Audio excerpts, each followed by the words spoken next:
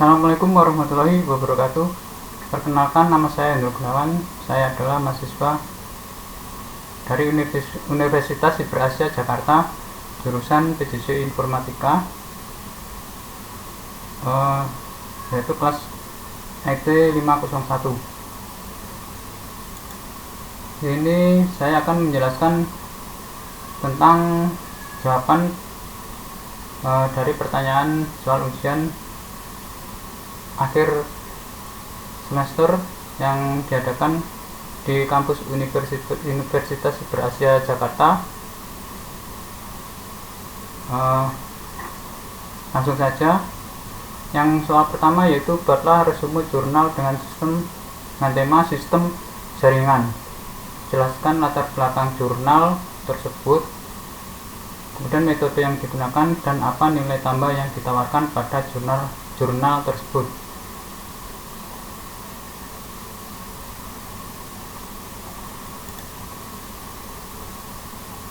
Di sini sudah terdapat jawaban dari saya. Jawaban yang pertama yaitu resume jurnal dengan tema sistem informasi. Di sini saya mengambil judul jurnal yaitu mengenal sistem jaringan wireless. Di sini volume dan halaman yaitu tertera volume 7 dan halaman 1 sampai 14. Kemudian edisi atau tahun yaitu edisi Juli tahun 2023. Di sini penulis yaitu saya sendiri Hendro Gunawan. Kemudian terdapat abstraknya yaitu seperti ini. Jaringan wireless yang paling populer saat ini adalah Wi-Fi atau wireless fidelity, yaitu jaringan teknologi tanpa kabel seperti handphone dengan menggunakan teknologi radio, sehingga pemakainya dapat mentransfer data dengan cepat dan aman. Di sini dijelaskan mengenai perkembangan atau jenis-jenis Wi-Fi yang ada di dunia saat ini, yang telah ditetapkan oleh standar IEEE. Kemudian latar belakangnya yaitu di zaman modern seperti saat ini, kemajuan teknologi khususnya teknologi telekomunikasi telah berkembang dengan pesat. Perkembangan ini sejalan dengan kemajuan teknologi jaringan komputer yang menghubungkan antara perangkat satu dengan perangkat yang lainnya. Di sini juga dijelaskan tentang kemajuan teknologi telekomunikasi dan informatika yang biasa disebut dengan ICT atau Informatic and Communication Technology. Kemudian tujuan penelitian. Sini adapun tujuan penelitian dalam pembuatan karya ilmiah ini adalah mengenal wireless, kemudian mengenal komponen utama jaringan Wi-Fi, kemudian mengenal keamanan wireless. Sini terdapat poin-poinnya yaitu poin 1,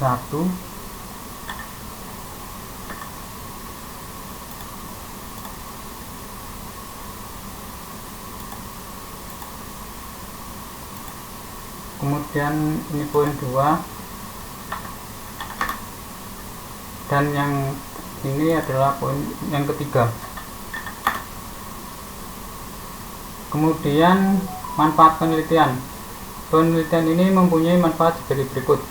Yang pertama, karya ilmiah ini diharapkan dapat memberi pemahaman dan edukasi tentang sistem jaringan wireless LAN lebih baik kepada pembaca. Kemudian yang kedua, dapat menjadi referensi dalam edukasi dalam mempelajari komponen utama jaringan Wi-Fi. Kemudian yang ketiga yaitu pemaparan informasi tentang protokol keamanan jaringan wireless. Sebenarnya di sini ada lagi di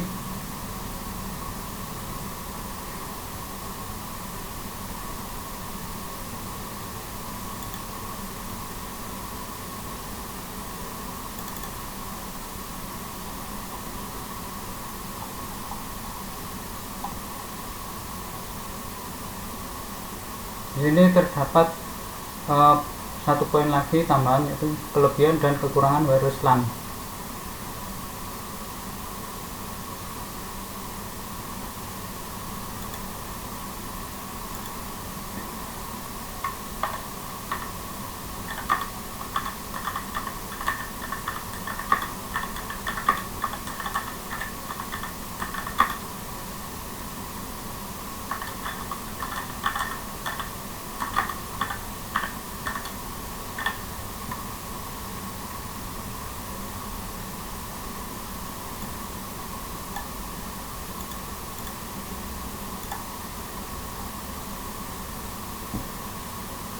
Kemudian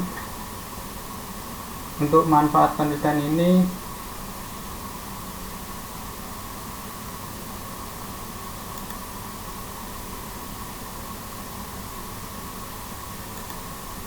terdapat satu poin lagi, yaitu mengetahui kelebihan dan kekurangan wireless LAN.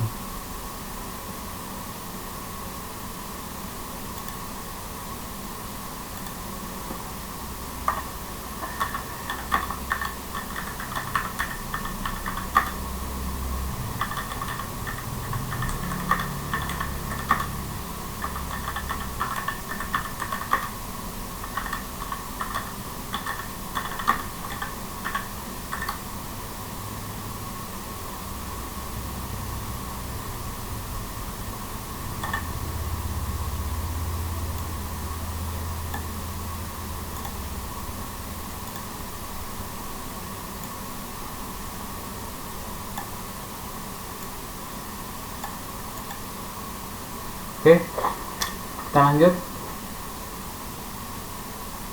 Manfaat penelitian di sini yaitu yang pertama, itu karya ilmiah ini diharapkan dapat memberi pemahaman dan edukasi tentang sistem jaringan wireless LAN lebih baik kepada pembaca. Kemudian yang kedua, itu dapat menjadi frekuensi dalam edukasi dalam mempelajari komponen utama jaringan Wi-Fi. Kemudian yang ketiga, yaitu pemaparan informasi tentang protokol keamanan jaringan wireless. Dan yang keempat, yaitu mengetahui kelebihan dan kekurangan wireless LAN. Kemudian di sini metode yang digunakan dalam pembuatan karya ilmiah ini berdasarkan sumber dari buku yang berkaitan dengan komunikasi data dan jaringan komputer, serta beberapa referensi dari internet yang sudah memiliki reputasi.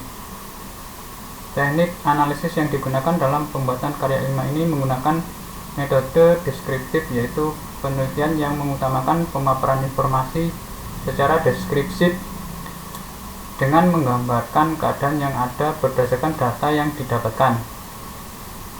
Teknik analisis deskriptif bertujuan untuk mempermudah dalam pemahaman suatu materi karena mengusung konsep penggambaran serta secara nyata terhadap data yang sudah dipilih atau keadaan yang terjadi. Kemudian lanjut ke hasil dan pembahasan. Sini terdapat bab 3.1, yaitu wireless LAN. Di sini dijelaskan tentang pengertian perkenalan apa itu Wi-Fi dan pemahaman tentang apa itu wireless LAN. Kemudian subbab 3.1.1 mengenal kecepatan teknologi jaringan Wi-Fi. Kemudian di sini juga dijelaskan standar-standar Wi-Fi yang ada berdasarkan standar IEEE dan 3.1.2 tipe jaringan Wi-Fi.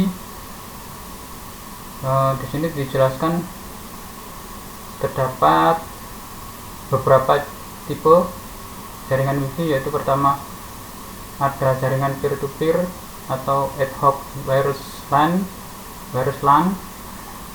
Kemudian yang B yaitu jaringan server based atau wireless infrastruktur.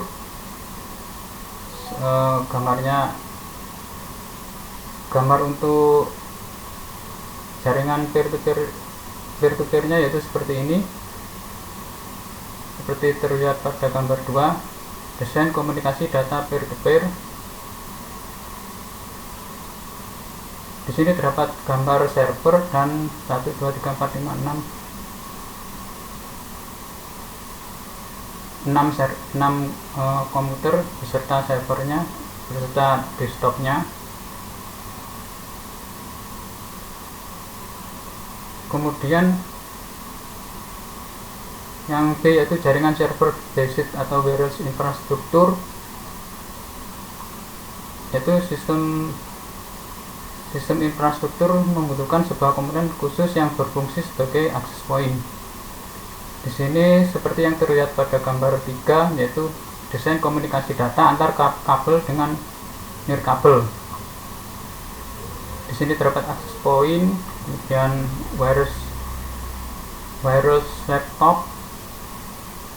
Di sini ada server, kemudian terhubung dengan switch terhubung dengan hub ini kemudian terhubung dengan perlengkapan wireless lainnya, ya, seperti laptop, workstation, printer, dan lain sebagainya. Kemudian poin 3.2 yaitu komponen utama jaringan WiFi. Terdapat 4 komponen yang berfungsi menerima dan mengirimkan data dari WLAN. Yang pertama yaitu access point, kemudian wireless LAN interface, kemudian wired LAN, dan yang keempat yaitu mobil atau desktop PC. Berikut komponen jaringan wireless yang digunakan secara umum pada teknologi WLAN. Di sini ada WiFi beserta, di sini ada gambar WiFi beserta perangkat yang terhubung serta Bluetooth. Contohnya yaitu handphone terhubung dengan handphone, kemudian WiMAX. Di sini WiMAX adalah seperti pemancar, digambarkan seperti pemancar yang terhubung dengan handphone dan satelit. Kemudian pada poin 3.3 yaitu keamanan wireless.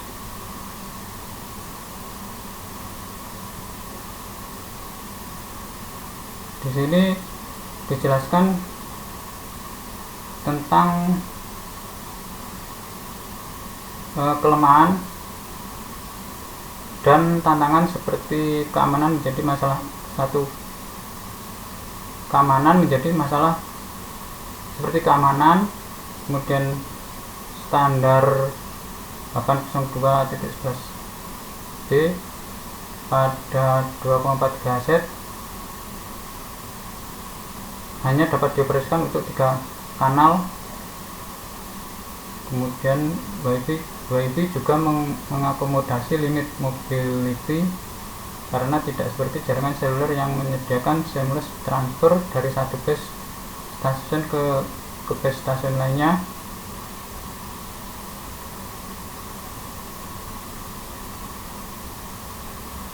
Dan selanjutnya itu poin 3.3.1 hotspot. Di sini terdapat gambar WiFi hotspot device dari Vodafone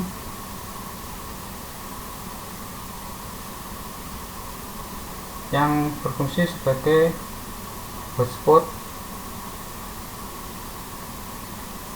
Kemudian penyerangan pada hotspot. Di sini terdapat tipe-tipe penyerangan yang dilakukan oleh hacker terhadap hotspot kita.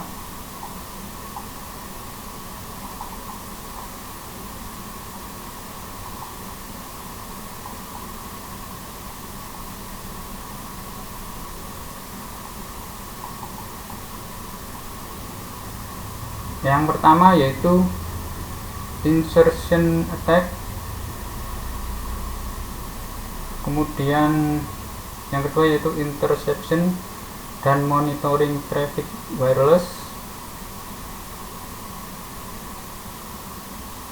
kemudian yang ketiga jamming, kemudian yang keempat client to client attack,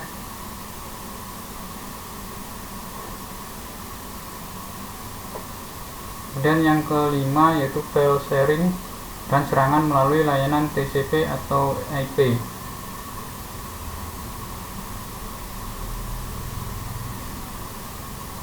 Kemudian yang keenam yaitu DOS atau denial of service. Kemudian yang ketujuh serangan brute force attack terhadap password seorang user, dimana sebagian besar access point menggunakan suatu kunci tanggal atau password yang dimiliki oleh klien pada jaringan wireless. Serangan brute force ini mencoba melakukan uji coba terhadap kunci akses tersebut dengan memasukkan beberapa kemungkinan. Kemudian yang kedelapan yaitu serangan terhadap enkripsi.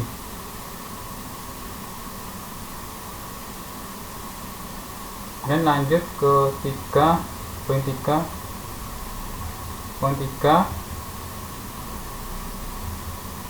konfigurasi sistem keamanan WiFi. Sini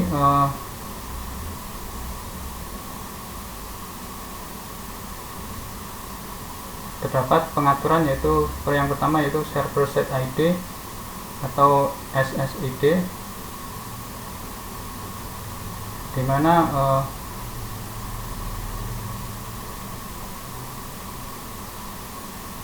produk dari SSID ini diantaranya yaitu ada Tsunami, terus dengan produknya yaitu Cisco AirOnet 340 series plus BM-BPS, DSSS, Wireless LAN Access Point,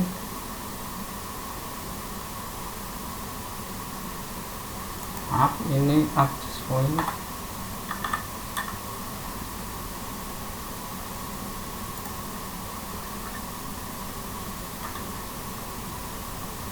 Kemudian Cisco AirOnet 340 series plus Mbps DSS PCI card dengan enkripsi 128 bit. Dan produk 101 ada 3Com Air Connect 11 Mbps Wireless LAN Access Point dan 3Com Air Connect 11 Mbps Wireless PCI card. Terus kemudian room about default network name,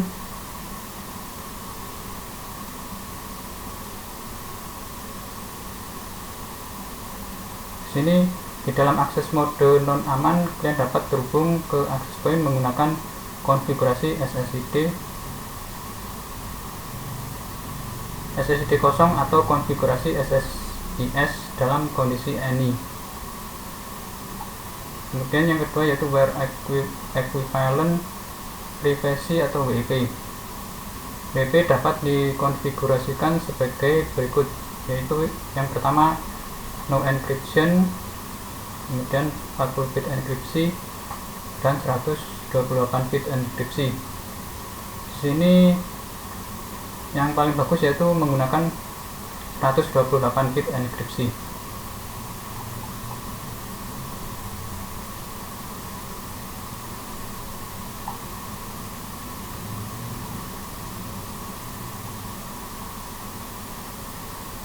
Dan ini yang terakhir yaitu resiko keamanan dari sisi klien. Klien terhubung ke sebuah access point yang menyimpan informasi yang sensitif untuk dicocokkan dan disampaikan, dan informasi ini dapat diatur jika klien tidak melakukan konfigurasi dengan benar. Software Cisco untuk klien menyimpan SSID di dalam registrinya, window dan kunci WP di dalam firmware. Dimana hal ini lebih sulit. Kemudian kelebihan dan kekurangan. Kelebihan dan kekurangan wireless LAN. Berikut adalah kelebihan dan kekurangan dari wireless LAN yang 3.4.1, yaitu kelebihan wireless LAN, yaitu yang pertama lebih mudah untuk menambah atau memindahkan workstation, kemudian lebih mudah untuk menyediakan konektivitas di daerah yang sulit untuk meletakkan kabel, kemudian instalasi lebih cepat dan mudah. Yang keempat, akses ke jaringan bisa dari mana saja dalam jangkauan jalur akses. Kemudian yang kelima, manfaat jangka panjang, biaya dapat ditemukan di lingkungan yang dinamis yang memerlukan frekuensi gerak dan perubahan. Dan yang keenam, memiliki mobilitas tinggi yang dapat meningkatkan kualitas layanan dan kualitas produktivitas. Selanjutnya, meskipun biaya investasi awal untuk perangkat keras wireless LAN lebih mahal daripada LAN, tapi biaya instalasi dan perawatan jaringan wireless LAN lebih murah, sehingga secara total dapat menurunkan besar biaya kepemilikan. Dan yang ke-8, dapat menggunakan berbagai macam topologi jaringan komputer sesuai dengan kebutuhan. Sedangkan kekurangan wireless LAN yaitu yang pertama, keamanan data kurang terjamin. Yang kedua, biaya peralatan cukup mahal. Kemudian yang ketiga, adanya masalah propagasi, misalnya seperti terhalang, terpantul, dan banyak sumber interferensi. Kemudian yang keempat, kapasitas dari jaringan menghadapi keterbatasan spektrum. Kelima, transfer data ke masing-masing komputer akan kurang dan lambat ketika jumlah komputer yang menggunakan jaringan meningkat. Dan yang keenam, perangkat hanya akan beroperasi pada jarak terbatas dari jalur akses dengan jarak yang ditentukan oleh standar yang digunakan dan building serta hambatan lainnya antara titik akses atau akses point dan pengguna atau user. Kemudian sebuah kabel LAN yang paling mungkin dibutuhkan untuk menyediakan backbone ke wireless LAN. Wireless LAN harus menjadi suplemen untuk kabel LAN dan bukan solusi yang lengkap. Dan yang terakhir, jangka panjang efisiensi biaya lebih sulit untuk mencapai static environment yang membutuhkan view move dan perubahan. Kemudian kesimpulan sini, berdasarkan pembahasan di atas dapat disimpulkan bahwa jaringan komputer adalah hubungan antar komputer atau node dengan komputer lain melalui media jaringan komputer. Media jaringan komputer dibagi menjadi dua, yaitu kabel dan nirkabel, di mana pada jaringan terdapat kabel UTP, koaksial, dan serat optik. Kemudian dalam penyusunan jaringan komputer terdapat berbagai macam topologi yang mempengaruhi kinerja dari jaringan komputer itu sendiri. Sedangkan pada jaringan nirkabel memanfaatkan media elektromagnetik, gelombang, frekuensi, dan sinyal cahaya, di mana jaringan nirkabel lebih praktis dan sangat mudah ditemui pada saat ini. Selain itu juga terdapat protokol sebagai media penghubung internal bukan fisik yang menjamin keberhasilan dan keamanan serta data tersebut melalui proses transmisi dari komputer satu ke komputer yang lainnya. Selain itu, dalam transmisi data terdapat jenis kanal seperti simplex atau satu arah komunikasi dan half duplex dan full duplex. Jenis cara transmisi mulai dari unicast atau one-to-one, broadcast, one-to-all, dan multicast. Kemudian saran untuk penelitian selanjutnya. Sini yang pertama, peneliti selanjutnya diharapkan untuk mengkaji lebih banyak sumber ataupun referensi terkait objek yang diteliti agar hasil penelitiannya lebih lengkap lagi. Dan Yang kedua yaitu objek penelitian ini diharapkan dapat diperluas lagi dan tidak terbatas pada bidang transkripsi data, melainkan bidang lainnya seperti manajemen jaringan komputer dengan menggunakan Cisco Packet Tracer untuk memperoleh hasil yang maksimal. Kemudian peneliti selanjutnya disarankan agar meningkatkan ketelitian baik dalam segi kelengkapan data maupun proses pencarian informasi.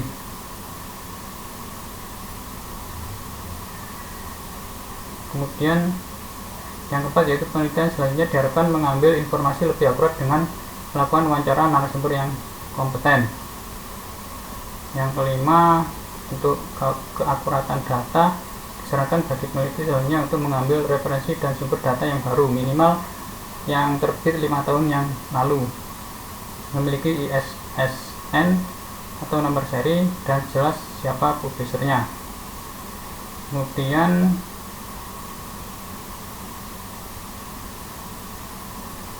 penelitian selanjutnya diharapkan untuk menggunakan lebih banyak sumber data baik dari buku maupun dari internet dan jurnal lainnya. Ketujuh, bagi peneliti selanjutnya diharapkan untuk dapat menjaga sikap dan tingkah laku serta mematuhi setiap peraturan selama proses penelitian agar dapat menjaga nama baik universitas. Kemudian yang kedelapan,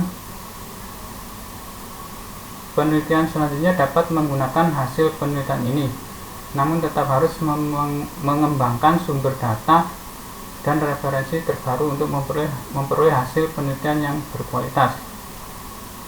Kemudian yang kesembilan, penelitian selanjutnya diharapkan untuk berhati-hati selama proses penelitian karena banyak tantangan dalam pengumpulan sumber data. Dan yang terakhir ke-10, penelitian selanjutnya diharapkan menggunakan bahasa Indonesia dengan baik dan benar agar para pembaca dapat memahami kalimat yang ada di dalam jurnal penelitian tersebut. Dan sini terdapat poin yaitu nilai tambah yang ditawarkan.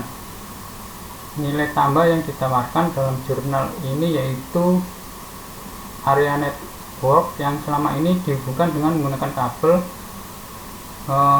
masih terasa mengganggu. Untuk itu dikembangkanlah teknologi nirkabel tanpa kabel. Untuk area network yaitu wireless local area network atau WLAN, di mana teknologi ini sangat menunjang dan menjaga tingkat produktivitas di tengah mobilitas yang tinggi. Nah, kemudian ini ada daftar pustaka dan link jurnal.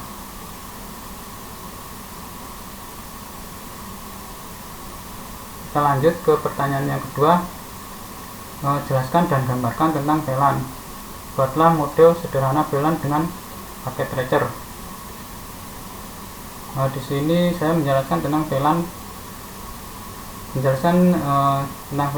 tentang VLAN, pengertian, fungsi dan cara kerjanya.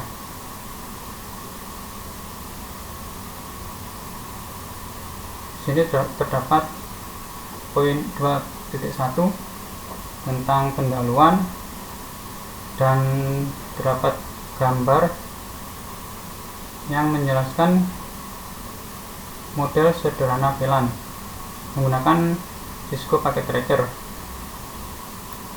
Di sini keterangan gambar yaitu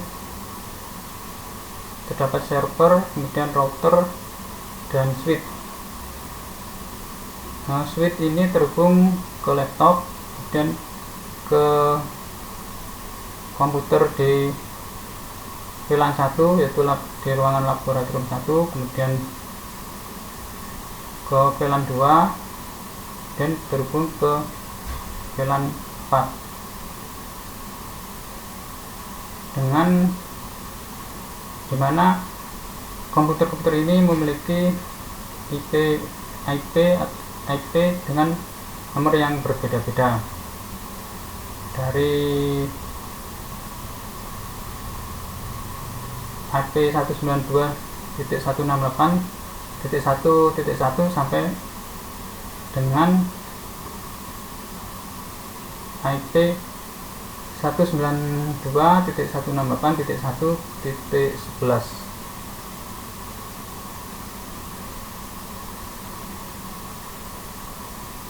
Di sini terdapat juga home gateway yang terhubung dengan handphone atau smartphone.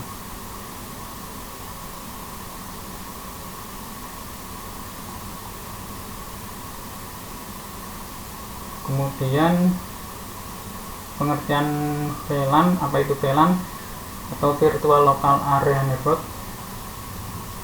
Virtual Local Area Network atau VLAN adalah sekumpulan perangkat yang ada di satu atau lebih jaringan LAN dan dikonfigurasikan oleh perangkat lunak sehingga dapat berkomunikasi antara satu dengan lainnya seolah-olah berada di saluran yang sama. Sini dijelaskan bahwa VLAN sendiri sebenarnya merupakan sebuah jaringan yang berada di dalam Local Area Network atau LAN, sehingga dalam satu jaringan LAN bisa terdiri atas lebih dari satu jaringan VLAN.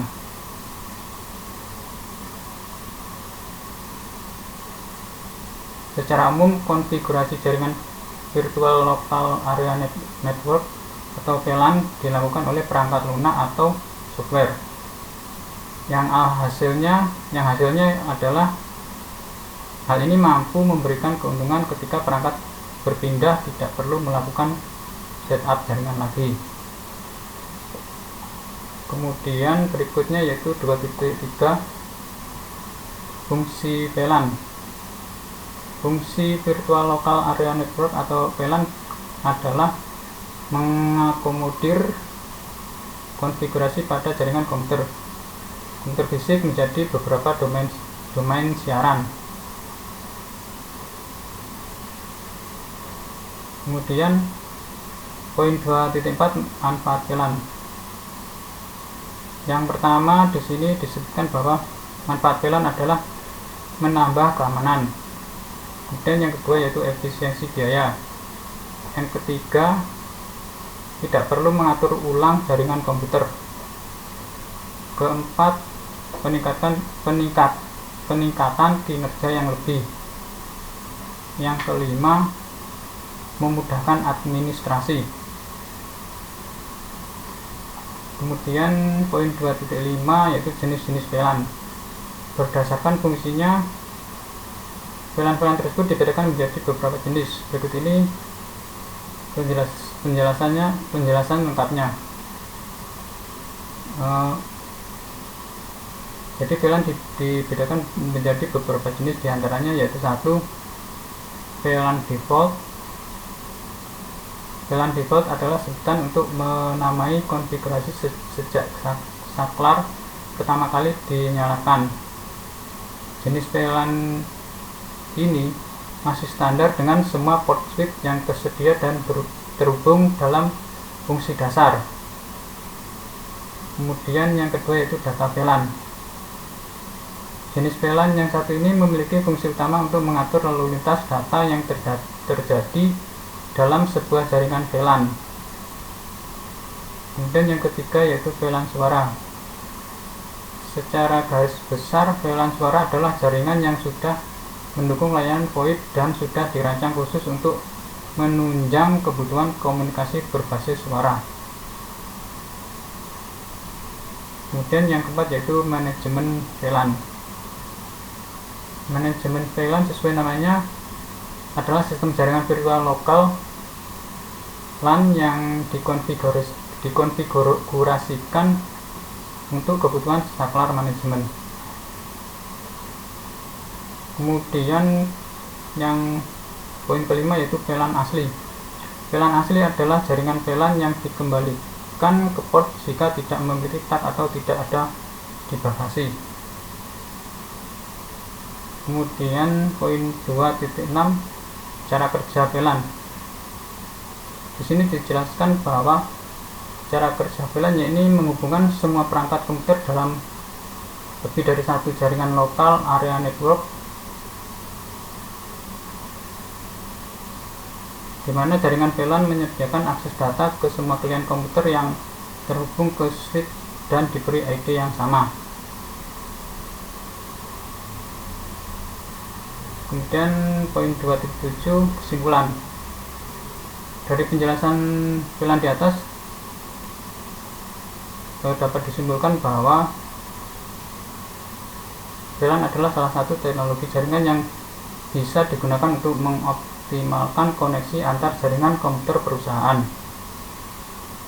Ada banyak keuntungan dan manfaat dari VLAN yang bisa didapatkan dari sangat cocok bagi Anda yang ingin mengoptimalkan networking di perusahaan yang sedang berkembang. Terlepas dari itu, penggunaan LAN atau VLAN di masa pandemi seperti sekarang, seperti tahun yang lalu maksudnya,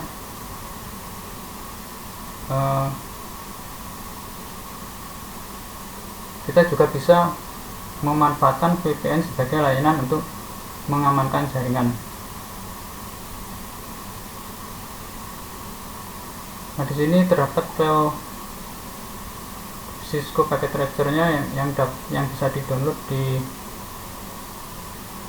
link Google Drive, yaitu di link Google Drive saya.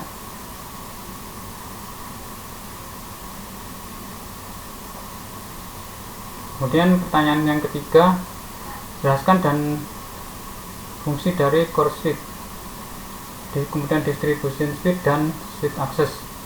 Kemudian Anda gambarkan model tersebut secara sederhana. Sini terdapat poin 3.1, yaitu pengertian switch.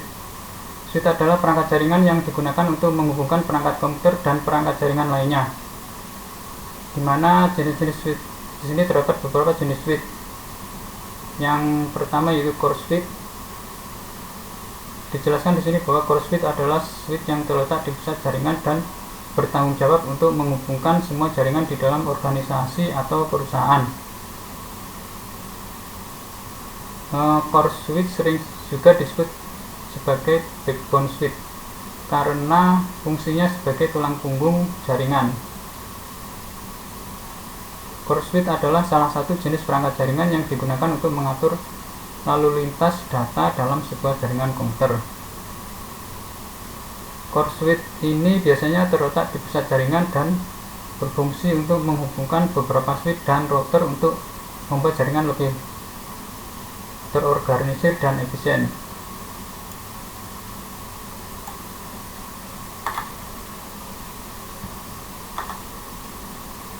Kemudian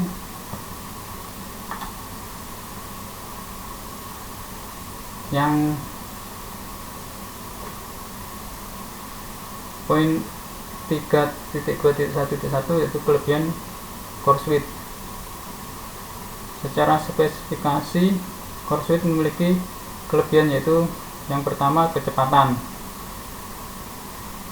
kemudian yang kedua itu ketersediaan, dan yang ketiga itu scalability. Kemudian jenis-jenis core switch terdapat 3 macam di sini, yaitu terdiri dari fixed core switch, di mana jenis core switch ini dirancang untuk digunakan dalam jaringan kecil dan menengah dan memiliki jumlah port yang terbatas. Kemudian yang kedua atau B yaitu modular core switch. Jenis core switch yang memiliki slot yang dapat ditempati oleh modul tambahan untuk meningkatkan jumlah port. Dan yang C yaitu chassis core switch. Jenis core switch ini memiliki slot yang dapat ditempati oleh modul tambahan dan dirancang untuk digunakan dalam jaringan yang lebih besar.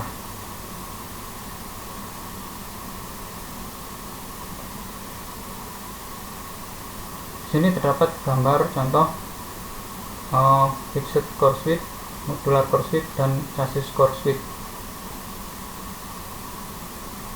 Kemudian poin 3.2.2 yaitu distribution suite. Distribution suite adalah suite yang terletak di antara core suite dan access suite. Di sini distribution suite bertindak sebagai titik fokus utama untuk menghubungkan semua perangkat pada jaringan.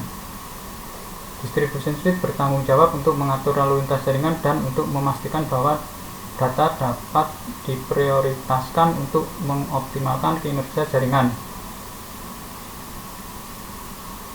Karena itu, distribution suite juga harus memiliki kecepatan yang cukup tinggi untuk mengolah lalu lintas data yang melewatinya. Dan yang poin 3.2.3 yaitu access suite. Access suite adalah suite yang terhubung langsung ke perangkat yang digunakan oleh pengguna akhir, seperti laptop, printer, atau telepon. Access suite mengatur lalu lintas jaringan untuk perangkat-perangkat ini dan memberikan akses ke jaringan organisasi. Access suite biasanya memiliki kecepatan yang lebih rendah dibandingkan dengan distribution suite dan core suite, karena perangkat-perangkat yang terhubung ke access suite umumnya memerlukan throughput data yang lebih sedikit. Nah, di sini terdapat perbedaan antara core suite, distribution suite, dan access suite.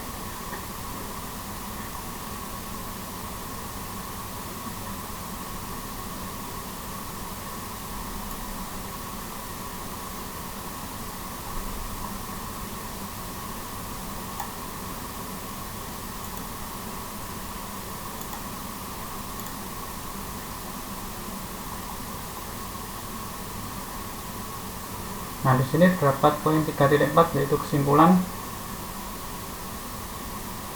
Sebagai kesimpulan, core suite, distribution suite, dan access suite adalah tiga jenis suite yang berbeda dalam jaringan, dengan fungsinya masing-masing di dalam jaringan tersebut. Di sini terdapat gambar 3.4 yaitu core layer, distribution layer, dan access layer.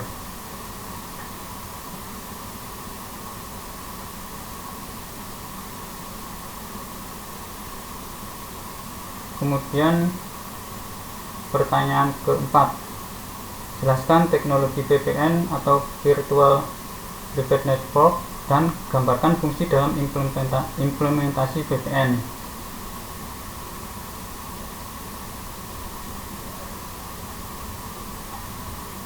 Sebagai penjelasan, teknologi Virtual Private Network atau VPN adalah sebuah metode yang digunakan untuk menciptakan jalur komunikasi aman dan terenkripsi antara perangkat seperti komputer, smartphone, atau tablet, dan jaringan lain melalui internet atau jaringan publik.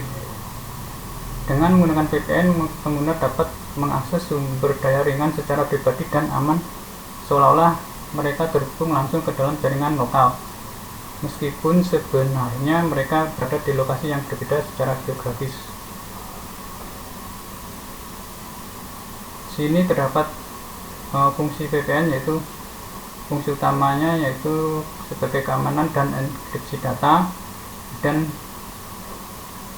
privasi dan anonimitas, dan bypass pembatasan geografis, dan sebagai akses jarak jauh ke jaringan perusahaan, dan sebagai keamanan di jaringan WiFi publik, dan menghindari pensensoran internet.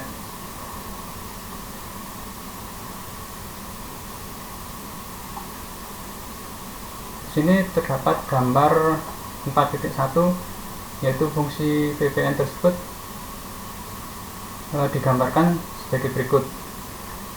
Jika menggunakan VPN, maka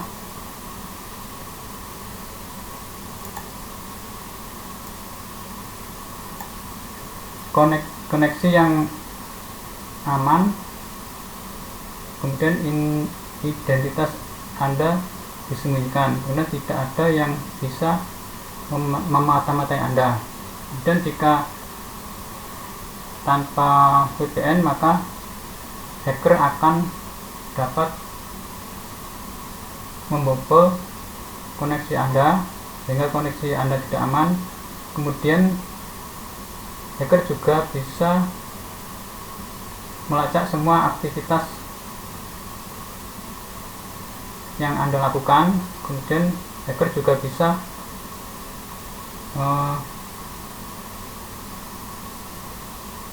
memata-matai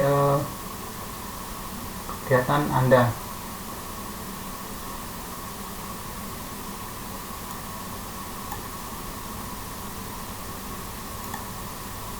Kemudian pada gambar berikutnya yaitu gambar 4.2 yaitu cara kerja VPN. Di sini dijelaskan bahwa jika kita tidak menggunakan VPN, jika kita di sini dijelaskan bahwa VPN berfungsi memblokir hacker, kemudian blokiran pemerintah dan korporat yang berniat jahat kepada website kita, sehingga VPN di sini berfungsi sebagai pelindung atau pengaman dalam mengakses jaringan internet di lingkungan kerja kita, baik di rumah maupun di perusahaan.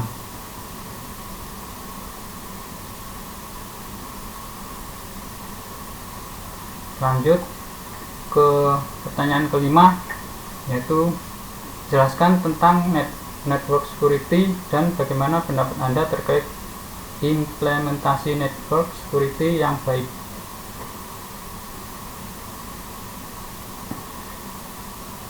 Di sini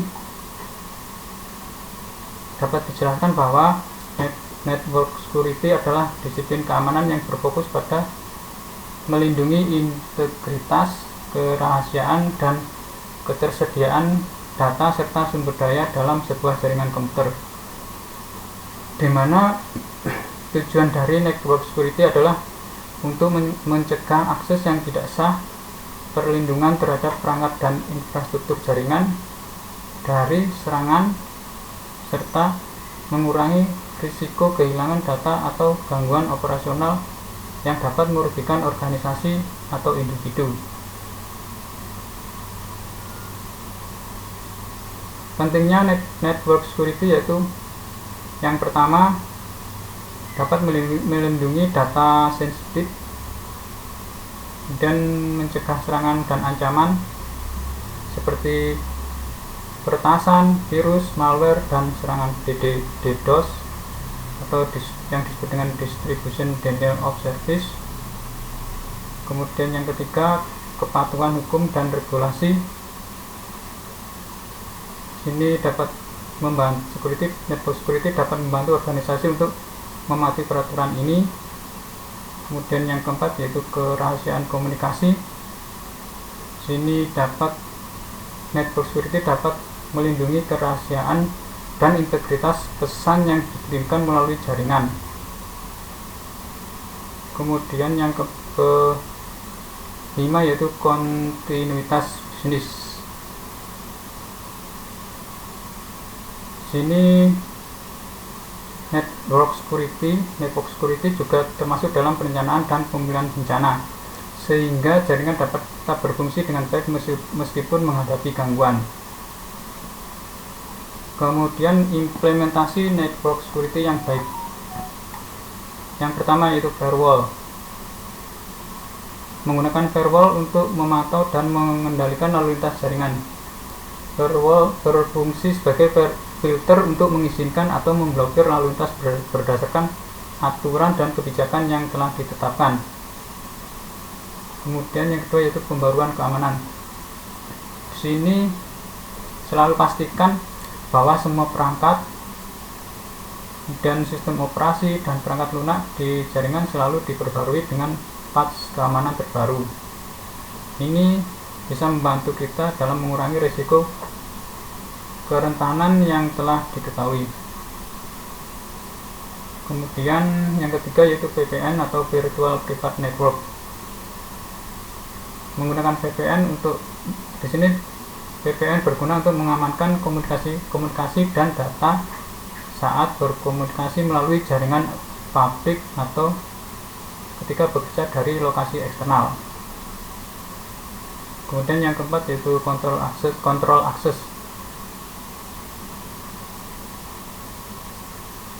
Di sini diterapkan pengendalian akses yang ketat dengan memberikan hak akses yang tepat kepada pengguna dan perangkat yang berwenang untuk mengakses sumber daya jaringan tertentu. Dan yang kelima yaitu enkripsi. Pastikan data sensitif dienkripsi baik saat berada dalam penyimpanan maupun dalam perjalanan melalui jaringan. Kemudian yang keenam, monitoring dan analisis. Sini kita jangan lupa menerapkan sistem pemantauan dan analisis keamanan untuk mendeteksi aktivitas yang mencurigakan atau anormal atau tidak normal yang dapat mengindikasikan upaya peretasan atau serangan. Kemudian yang ketujuh yaitu pelatihan keamanan. Sini melibatkan seluruh personel dalam pelatihan keamanan untuk meningkatkan kesadaran tentang risiko keamanan dan praktik terbaik.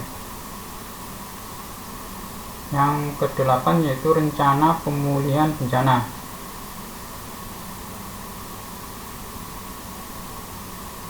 Sini kita harus memiliki rencana pemulihan bencana yang terperinci untuk mengatasi serangan atau gangguan yang dapat terjadi pada jaringan.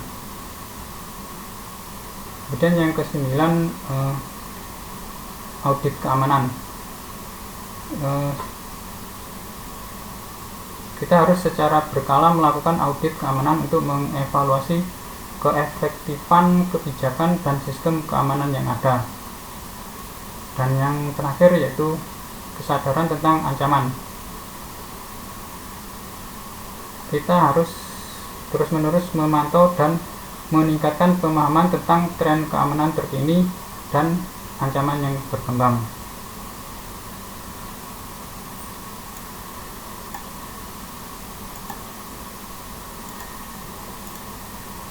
Nah, itu tadi.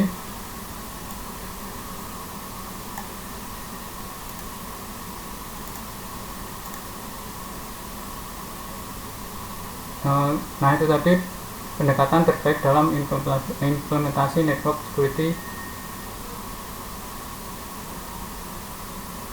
mengenai keamanan security dalam penerapan sehari-hari.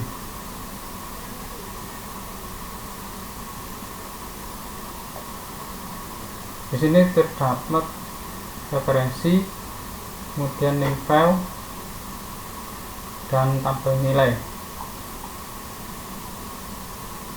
Demikian penjelasan dari saya.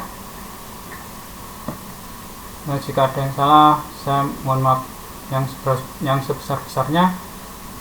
Akhir kata saya ucapkan wassalamualaikum warahmatullahi wabarakatuh.